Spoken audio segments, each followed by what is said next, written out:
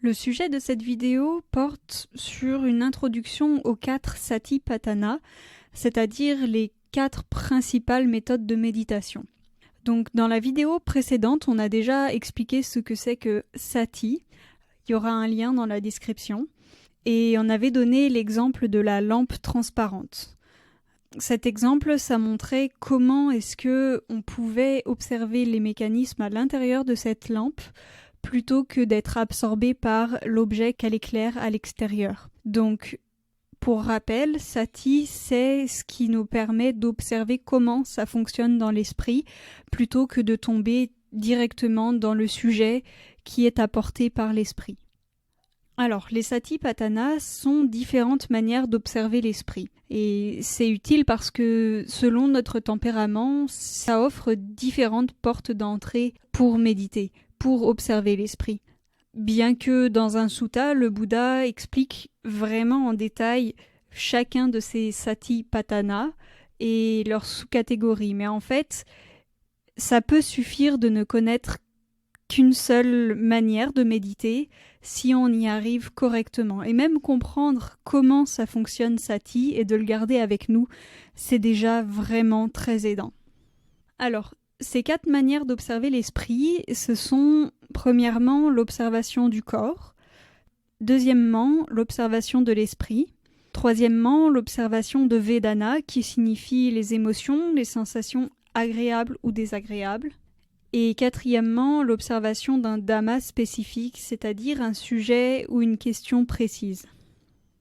Donc premièrement, l'observation du corps, c'est pas l'observation des sensations sur le corps, des sensations physiques. Par exemple, quand on veut se concentrer sur la marche, on va pas se concentrer sur les muscles qui bougent dans le pied ou les sensations sur la voûte plantaire. Ou alors, si on veut se concentrer sur la respiration, c'est pas juste de ressentir l'air qui passe dans notre nez ou quand on inspire et qu'on expire.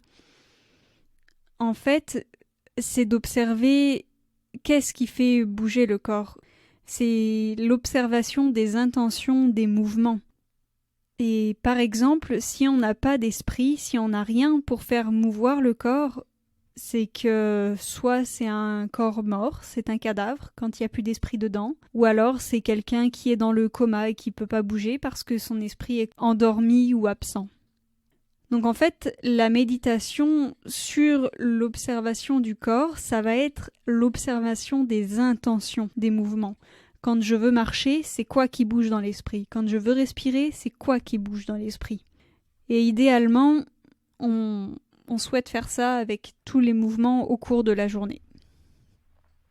Deuxièmement, il y a l'observation de l'esprit lui-même, c'est-à-dire observer le centre de contrôle, comment ça pense, comment ça réagit, comment ça fait naître des émotions et des intentions, comment ça crée des j'aime et des j'aime pas. C'est d'observer l'observateur. Troisièmement, c'est l'observation de Vedana. Donc Vedana, c'est un mot en pali qui signifie les émotions, les sensations agréables et désagréables. Alors il existe aussi une troisième catégorie, un troisième stade d'émotion qui est neutre, mais c'est beaucoup plus rare d'accéder à ce stade-là parce que généralement dans l'esprit, on passe soit d'une émotion agréable, on va dire positive, ou alors directement à une émotion désagréable et négative. Entre les deux, on passe par un stade neutre, mais c'est tellement furtif et ça reste pas que c'est vraiment très rare de l'observer.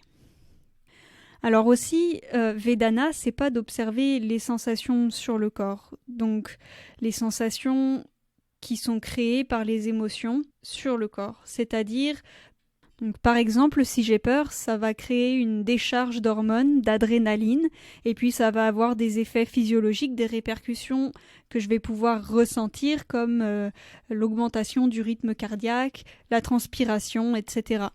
Mais c'est pas ça qu'il faut observer là, on est déjà un cran trop tard, c'est vraiment d'observer comment est-ce que la peur, elle se crée, à quel moment est-ce qu'elle veut rentrer. Aussi, observer Vedana, c'est pas juste d'observer des émotions et les accepter.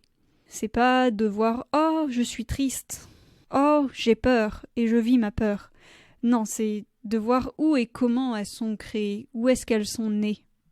Et pour aller encore plus loin, c'est pas non plus de garder les émotions avec soi et de croire qu'on est ces émotions et de faire qu'un avec.